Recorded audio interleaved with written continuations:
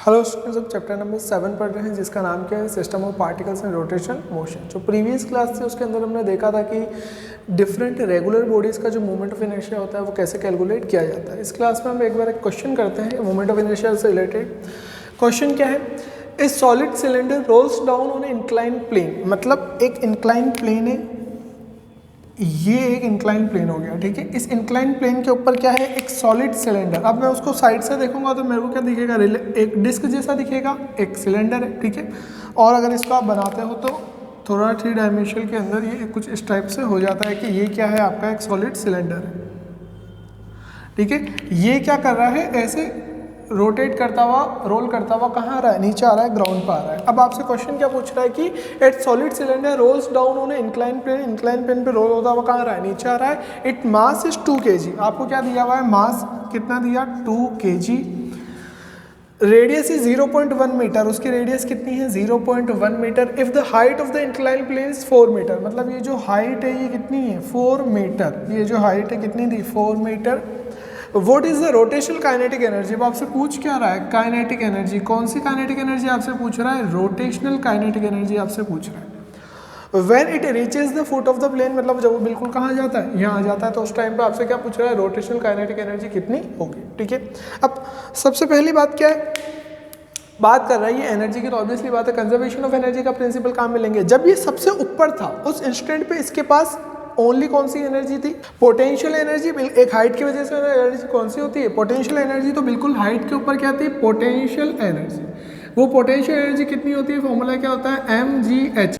तो ये तो बात हुई किसकी, हाइट के ऊपर बात हुई। अब अपन बात करते हैं यहाँ पे जब ये बॉटम पे आ गया। अब यहाँ पे अपन को समझना कैसे है कि ये जो रोलर है ये क्या है, रोल करता हुआ आता हुआ कंटिन्यू चल रहा है। अब हो क्या रहा है, देखो दो चीज़ हो रही है, रोलर आगे भी चल रहा है, आगे चल रहा है, मतलब इसका जो लीनियर मोशन है वो भी हो रहा है। दूसरी चीज़ ये अपने एक्सिस के अबाउट भी घूम रहा है। तो लीनियर मोशन की वजह से कौन सी एनर्जी होती है, काइनेटिक एनर्जी, ठीक है। और ये खुद रोल भी कर रहा है, रोल की वजह से जो एनर्जी होती है वो कौन सी होती है, काइनेटिक एनर्जी, लेकिन कौन सी, रोटेशनल। और ये कौन सी है, लीनियर। इसका मतलब क्या है कि जब वो रोल होके बिल्कुल बॉटम पे निकलेगा, बॉटम पे होगा, उस मोमेंट पे उसके पास दो एनर्जी होगी। एक तो कौन सी होगी, चलता हुआ जा रहा है आगे, मतलब लीनियर काइनेटिक एनर्जी भी है, और रोटेट भी कर रहा है, इसका मतलब रोटेशनल काइनेटिक एनर्जी भी है। टॉप के ऊपर ओनली कौन सी एनर्जी थी, पोटेंशियल एनर्जी। इसका मतलब क्या है कि जो एनर्जी तो सेम रहेगी, जो टॉप पे है वही क्या रहेगी, बॉटम पे। तो अपन क्या लिख सकते हैं कि by conservation of energy, by conservation of energy क्या होता है कि टॉप पे जितनी एनर्जी है वही किसके इक्वल होगी, बॉटम पे। टॉप पे कितनी एनर्जी है, पोटेंशियल एनर्जी, और बॉटम पे कितनी है, काइनेटिक। एक तो कौन सी है, लीनियर, और एक कौन सी है, काइनेटिक, रोटेशनल। पोटेंशियल एनर्जी का फॉर्मूला क्या होता है, mgh equal to kinetic energy, linear kinetic energy कितनी होती है, half mv² plus rotational kinetic energy कितनी होती है, हाफ। मास वहाँ पे होता है लीनियर मोशन में, यहाँ पे क्या आ जाता है, मोमेंट ऑफ इनर्शिया I। वहाँ पे लीनियर वेलोसिटी कितनी है, v। यहाँ पे एंगुलर वेलोसिटी कितनी होती है, ω², ठीक है। ये हो गई इक्वेशन। अब यहाँ से यहाँ पे देखो वेलोसिटी। अब वेलोसिटी को अपन क्या लिख सकते हैं, v equal to r omega, क्योंकि ओमेगा के टर्म्स में आ रहे हैं अपन, तो आर ओमेगा। और आई क्या है, मोमेंट ऑफ इनर्शिया। अब मोमेंट ऑफ इनर्शिया कौन रोल हो रहा है, सिलेंडर। तो अब यहाँ पे अपन को ध्यान रखना है कि फॉर्मूला तो उसने बता दिया रोटेशनल काइनेटिक एनर्जी का कि हाफ आई ओमेगा स्क्वायर होता है, जो अपन पढ़ चुके हैं। लेकिन आई क्या है, मोमेंट ऑफ इनर्शिया। अब यहाँ पे अगर सिलेंडर रोल हो रहा है तो उसका एक मोमेंट ऑफ इनर्शिया है, जो अपन ने प्रीवियस वीडियो में देखा था कैसे कैलकुलेट करा अपन ने। तो सिलेंडर का जो मोमेंट ऑफ इनर्शिया होता है वो कितना होता है, हाफ mr²। ये क्या है, सिलेंडर का मोमेंट ऑफ इनर्शिया। अब ये इंपॉर्टेंट है, यहाँ पे आपको क्या है कि अगर बॉडी चेंज कर दूं मैं, अगर यहाँ पे मैं डिस्क ले लेता हूँ तो उसका मोमेंट ऑफ इनर्शिया क्या हो जाएगा, चेंज, क्योंकि उसका मास दूसरा होता है। अगर यहाँ पे मैं एक रिंग ले लेता हूँ तो उसका मोमेंट ऑफ इनर्शिया क्या हो जाएगा, चेंज। यहाँ पे एक स्फीयर ले लेता हूँ तो उसका मोमेंट ऑफ इनर्शिया क्या हो जाएगा, चेंज। मतलब सेम क्वेश्चन में अगर ओनली ऑब्जेक्ट को चेंज कर देंगे तो उसका मोमेंट ऑफ इनर्शिया चेंज होने की वजह से पूरा आंसर भी क्या हो जाएगा, चेंज। इसलिए आपको ध्यान में क्या होना चाहिए, मोमेंट ऑफ इनर्शिया का फॉर्मूला सारे के सारे ऑब्जेक्ट्स का। तो यहाँ पे आई की जगह पे अपन क्या लिख सकते हैं, mgh equal to half v² की जगह पे क्या लिख सकते हैं, r² ओमेगा²। तो mr² ओमेगा² प्लस हाफ आई की जगह पे क्या लिख सकते हैं, हाफ mr²। तो हाफ mr², और ये यहाँ पे क्या है, ओमेगा²। अब यहाँ पे भी देखो, यहाँ पे भी क्या आ रहा है, हाफ m²r²। यहाँ पे भी क्या आ रहा है, हाफ m²r²। तो किसके इक्वल हो जाएगा ये कि mgh equal to half plus 1 plus half, 1 plus half कितना होता है, 3/2, इसका मतलब ये कितना हो जाएगा 3/2 m स्क्वायर ओमेगा स्क्वायर। यहाँ पे क्या है mgh, यहाँ से देखो m से m क्या हो गया यहाँ पे कट। अब यहाँ पे अगर मैं ओमेगा स्क्वायर निकालता हूँ तो ओमेगा स्क्वायर कितना आ जाएगा यहाँ पे gh, ये 2 इधर आ गया तो 2/3r स्क्वायर। और ये जो 2 ऑलरेडी आ रहा है तो 2 यहाँ से क्या हो जाएगा मल्टीप्लाई, तो यहाँ पे भी 2 क्या हो जाएगा मल्टीप्लाई, 2 × 2 यहाँ पे कितना आ जाएगा आपका 4। ठीक है, तो फाइनल आपका ओमेगा स्क्वायर कितना आ जाता है 4gh/3r स्क्वायर। ये आ गया क्या ओमेगा स्क्वायर। लेकिन आपसे पूछ क्या रहा है, आपसे क्वेश्चन में उसने क्या पूछा, what is the rotational kinetic energy, मतलब आपसे पूछा rotational kinetic energy. Rotational kinetic energy का फॉर्मूला होता है कितना है, काइनेटिक एनर्जी कौन सी रोटेशनल कितनी होती है आपकी, हाफ आई ओमेगा स्क्वायर। अब वापस यहाँ पे हाफ इंटू आई कितना अभी अपन ने निकाला half mr square into omega square. Omega square यहाँ पे अपन ने वैल्यू निकाल रखी है, किसके इक्वल आ रहा है ओमेगा स्क्वायर यहाँ पे 4gh/3r स्क्वायर।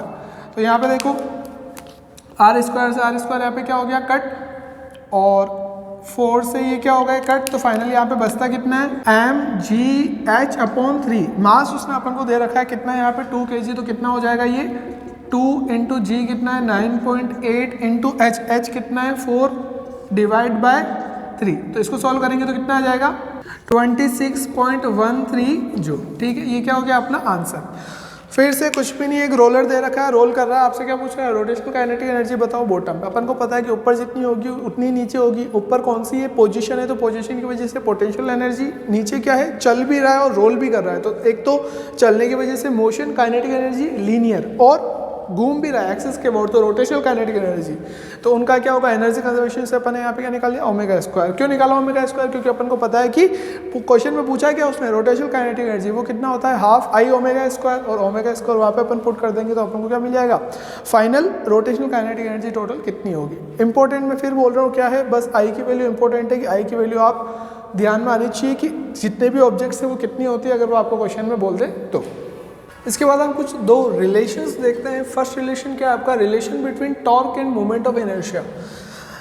कैसे निकलेगा ये रिलेशन, तो बिल्कुल बेसिक अपने बेसिक्स देखते हैं। सबसे पहले v इक्वल टू क्या होता है आर ओमेगा। अपन को पता है कि जो लीनियर वेलोसिटी होती है वो एंगुलर वेलोसिटी मल्टीप्लाई बाय क्या होता है डिस्टेंस। ठीक है, next v equal to r omega है, तो दोनों साइड में अगर मैं क्या करता हूँ डिफरेंशिएशन, तो मेरे को क्या मिल जाता है एंगुलर वेलोसिटी अल्फा किसके साथ रिलेशन में मिलती है लीनियर एक्सेलरेशन, तो a इक्वल टू क्या निकल जाता है वहाँ से आर अल्फा।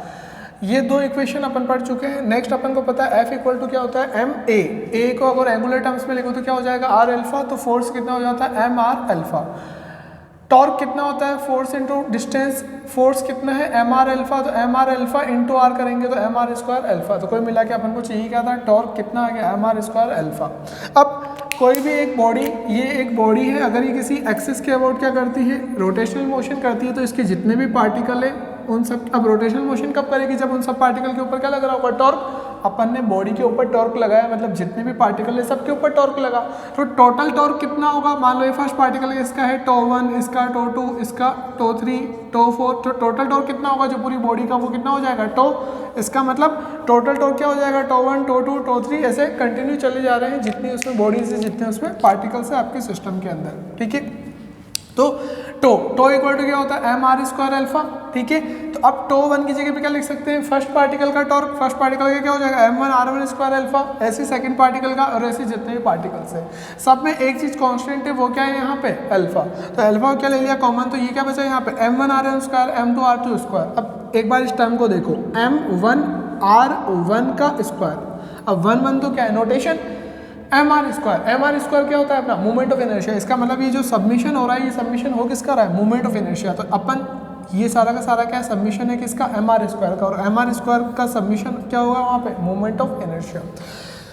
तो पूरी बॉडी में जितने भी पार्टिकल्स हैं उनका सबका मोमेंट ऑफ इनर्शिया कितना हो जाएगा आई। तो यहाँ से अपना क्या निकल गया रिलेशन कितना निकल गया torque equal to I alpha. मतलब वहाँ पे क्या होता था अपना फोर्स इक्वल टू क्या होता है एम ए। अब यहाँ पे ये क्या है लीनियर मोशन में, और यहाँ पे ये क्या एंगुलर मोशन तो होना ही था। वहाँ पे क्या लगाते हैं फोर्स बॉडी को मोशन कराने के लिए, यहाँ पे बॉडी को एंगुलर मोशन करवाने के लिए, रोटेट करवाने के लिए क्या अप्लाई करना पड़ता है फोर्स। बिल्कुल एनालॉजी जो है वो अपन को देखनी है।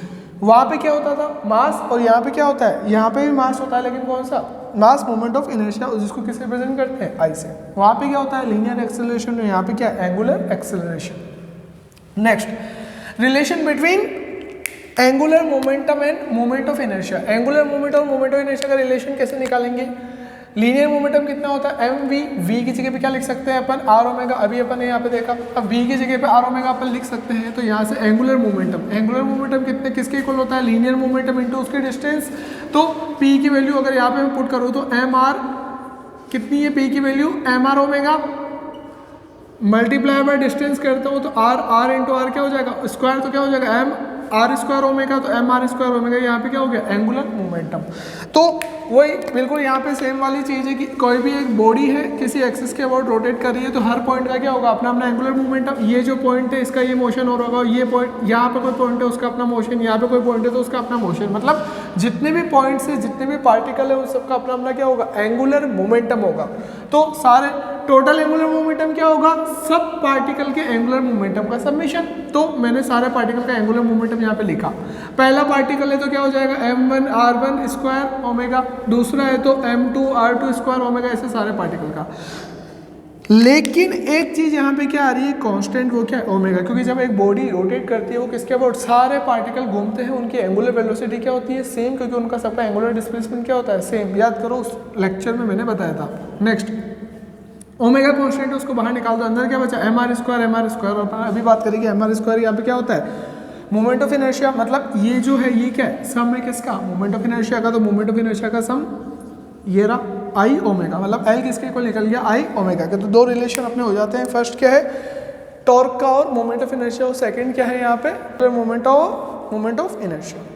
इसके बाद नेक्स्ट क्या आता है अपना? Conservation of angular momentum. जैसे वहाँ पे अपन ने क्या पढ़ा था? Linear momentum. यहाँ पे क्या? Angular momentum. लीनियर मोमेंटम का कंजर्वेशन क्या था? याद करो कि अगर आपका एक्सटर्नल फोर्स नहीं लगता है, क्योंकि अपना जो फॉर्मूला होता है वो क्या होता है कि dp अपॉन dt, न्यूटन का सेकेंड लॉ, ये किसके इक्वल हो जाता है? f के, डायरेक्टली प्रोपोर्शनल टू f। मतलब अगर मैं वहाँ पे क्या करता हूँ कि फोर्स को जीरो कर देता हूँ तो dp अपॉन dt कितना हो जाता है? जीरो। मतलब p क्या हो जाता है? कॉन्स्टेंट। और अपन क्या बोलते हैं कि अगर एक्सटर्नल फोर्स नहीं लग रहा तो लीनियर मोमेंटम क्या होगा? कांस्टेंट। सेम है यहाँ पे एंगुलर मोमेंटम के केस में। वहाँ पे क्या था?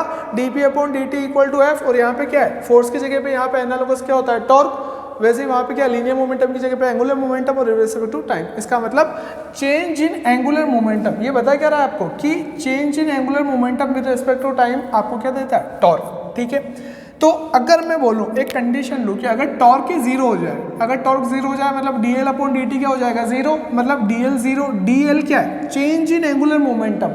चेंज इन एंगुलर मोमेंटम अगर जीरो आ रहा है, इसका मतलब क्या है कि एंगुलर मोमेंटम में चेंज नहीं हो रहा। और एंगुलर मोमेंटम में चेंज नहीं हो रहा, उसका मतलब वो चीज़ क्या हो गई? कांस्टेंट। एंगुलर मोमेंटम में चेंज कांस्टेंट है, इसका मतलब क्या है? एंगुलर मोमेंटम अभी अपने पढ़ा, रिलेशन होता है क्या? आई ओमेगा। ठीक है, क्या है? कांस्टेंट। आई ओमेगा कांस्टेंट है, इसका मतलब क्या है कि बॉडी जो है उसका अगर वो मोशन में है, रोटेशनल मोशन में है, तो उसके पास उसका क्या होगा? एक मोमेंट ऑफ इनर्शिया और एक उसकी क्या होगी? Angular velocity. तो इन दोनों का प्रोडक्ट क्या रहेगा? सेम रहेगा।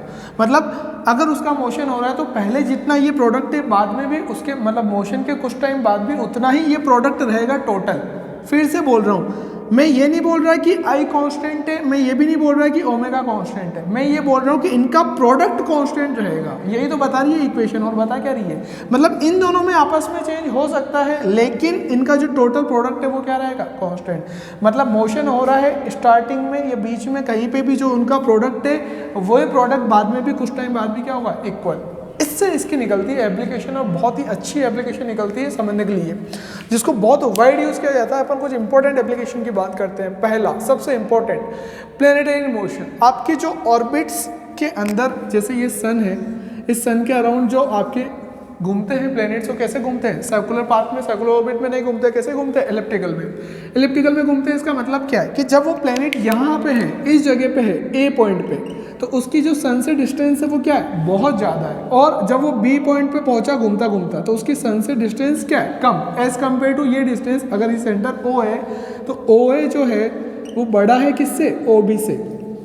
इसे हुआ क्या? सुनना, अगर वो घूम रहा है इस मोशन में तो ऑब्वियस सी बात है कि उसका यहाँ पे क्या होगा? Moment of inertia. अब एक बार इक्वेशन की बात करते हैं। इक्वेशन ये क्या है? I1 ओमेगा 1 किसके इक्वल है? I2 ओमेगा 2 के। अब जब आपका प्लेनेट कहाँ पे था? ए पॉइंट पे था, तो अब डिस्टेंस क्या हो रही है? ज़्यादा, तो उसका मोमेंट ऑफ इनर्शिया क्या हो रहा है? ज़्यादा। और मोमेंट ऑफ इनर्शिया ज़्यादा होता है तो 2 मिनट कंट्रोल करो। नेक्स्ट यहाँ पे देखो, जब वो बी पॉइंट पे है, मतलब ये किसके लिए बात कर रहा हूँ, ए पॉइंट के लिए, और ये किसके लिए बात कर रहा हूँ, बी पॉइंट के लिए। जब वो बी पॉइंट पे पहुंचा तो उसकी डिस्टेंस क्या हो गई, कम, और डिस्टेंस कम हो गई तो मोमेंट ऑफ इनर्शिया क्या हो जाएगा, कम। अब सुनना हुआ क्या, ए पॉइंट पे मोमेंट ऑफ इनर्शिया क्या हो गया, ज़्यादा, और बी पॉइंट पे मोमेंट ऑफ इनर्शिया क्या हो गया, कम। इसका मतलब टोटल प्रोडक्ट तो क्या रहेगा, सेम। इसका मतलब जब मोमेंट ऑफ इनर्शिया ज़्यादा होगा तो उस मोमेंट पे प्लेनेट की जो एंगुलर वेलोसिटी होगी वो क्या होगी, कम होगी। और जब बी पॉइंट पे मोमेंट ऑफ इनर्शिया कम होगा तो ऑटोमेटिक जो वेलोसिटी है, एंगुलर वेलोसिटी, वो क्या हो जाएगी, ज़्यादा, सेम प्रोपोर्शन में, ताकि ये जो प्रोडक्ट है इसके क्या रहे, सेम। इसका कंक्लूजन क्या निकला कि जब आपके प्लैनेट्स सन से बिल्कुल फार अवे डिस्टेंस पे होते हैं, बहुत दूर होते हैं, तो उनकी स्पीड क्या हो जाती है, मोमेंट ऑफ इनर्शिया ज़्यादा होने से स्पीड क्या हो जाती है, कम। इसलिए जब वो दूर होते हैं तो स्लो मोशन कर रहे होते हैं, ठीक है। ऐसे ही जब वो बिल्कुल पास से निकल रहे होते हैं तो उस टाइम पे उनका मोमेंट ऑफ इनर्शिया क्या हो जाता है, कम, और उसकी एंगुलर वेलोसिटी क्या हो जाती है, ज़्यादा। इसलिए जब वो यहाँ से बी पॉइंट से पास हो रहे होंगे तो उनकी एंगुलर स्पीड क्या होती है, मैक्सिमम, मतलब सबसे मैक्सिमम कब होगी, जब बी पॉइंट पे होगा, और उसके बाद वापस क्या होती जाएगी, कम होती जाएगी। और सबसे कम वापस कब होगी, जब यहाँ पे होगा या फिर इस पॉइंट पे, ए पॉइंट पे होगा। तो बी और सी पॉइंट पे होगा जब सबसे कम, और ए और डी पॉइंट पे होगा जब स्पीड क्या, सॉरी, बी और सी पे होगा जब सबसे ज़्यादा उसकी होगी एंगुलर स्पीड, और ऐसे ए और डी पे होगा तो उस स्टेट पे क्या होगी, सबसे कम।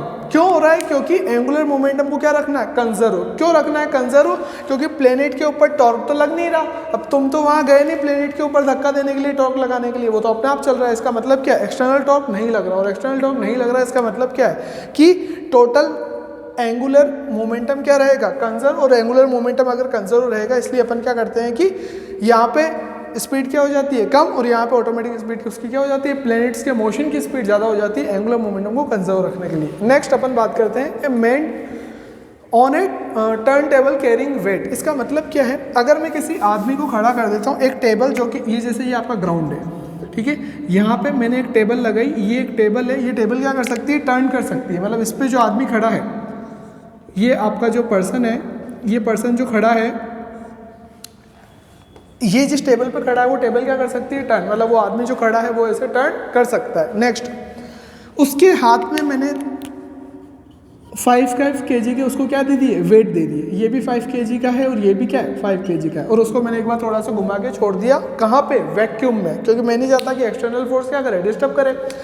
अब वैक्यूम में मैंने उसको थोड़ा सा फोर्स लगा के छोड़ दिया, मतलब टॉर्क लगाया। अब वो क्या करने लग गया, घूमने लग गया इस एक्सिस के अबाउट। ये जो एक्सिस है, ये जो एक्सिस है, इस एक्सिस के अबाउट वो क्या करने लग गया, घूमने लग गया।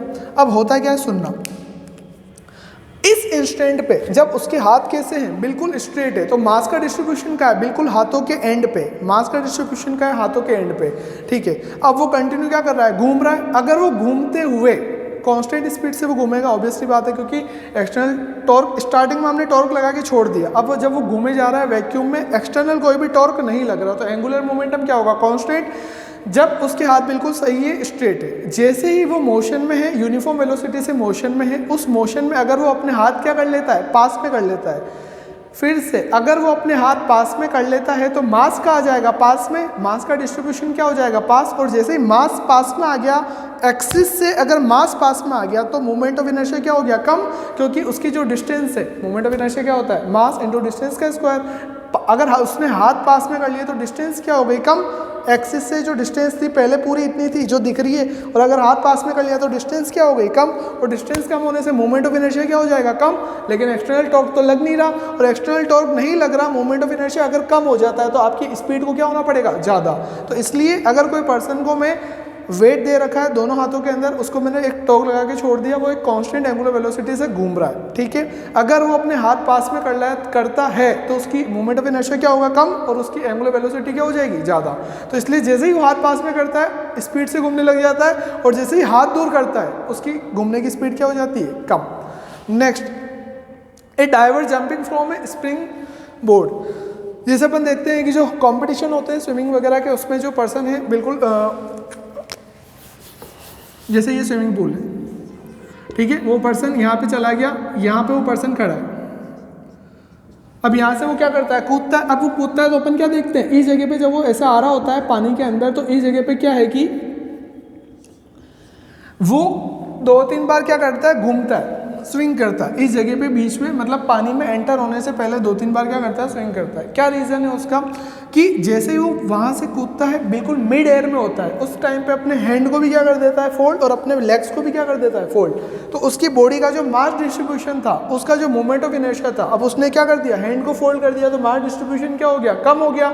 और मास डिस्ट्रीब्यूशन अगर कम हो जाता है तो मोमेंट ऑफ इनर्शिया कम हो जाता है, अबाउट एक्सिस जिसके अबाउट वो घूम रहा है, तो उसकी घूमने की स्पीड क्या हो जाती है, ज़्यादा। इसलिए वो पानी में घूमने से पहले एयर के अंदर क्या करता है, फटाफट घूम लेता है। और जैसे ही उसको लगता है कि पानी आ गया, पानी में एंटर होने वाले हैं, उसी स्टैंड पे हाथ पे क्या करता है, फैला देता है, तो उससे मोमेंट ऑफ इनर्शिया क्या हो जाता है, ज़्यादा, उसकी स्पीड क्या हो जाती है, कम। इसलिए बिल्कुल जेंटली वो कहाँ एंटर होता है, पानी में, उसके लगती नहीं है। तो ये वो एप्लीकेशन लेते हैं कहाँ पे, कंजर्वेशन ऑफ मोमेंटम की। नेक्स्ट, एन आइस स्केटर और बैले डांसर। आइस स्केटर का मतलब कि अपन देखते हैं कि आइस पे जो स्केटिंग होती है, या फिर बैले डांस होता है, उनके अंदर सेम कॉन्सेप्ट होता है कि जब उनको चलना होता है तो अपने हाथ कहाँ रखते हैं, वो फैला के चलते हैं बिल्कुल सीधे, और जैसे उनको घूमना होता है तो अपने हाथ कहाँ रख देते हैं, बिल्कुल ऐसे, बिल्कुल पास में, जिससे मोमेंट ऑफ इनर्शिया क्या हो जाता है उनकी बॉडी का कम, और उनके घूमने का क्या होती है, स्पीड बहुत ज़्यादा।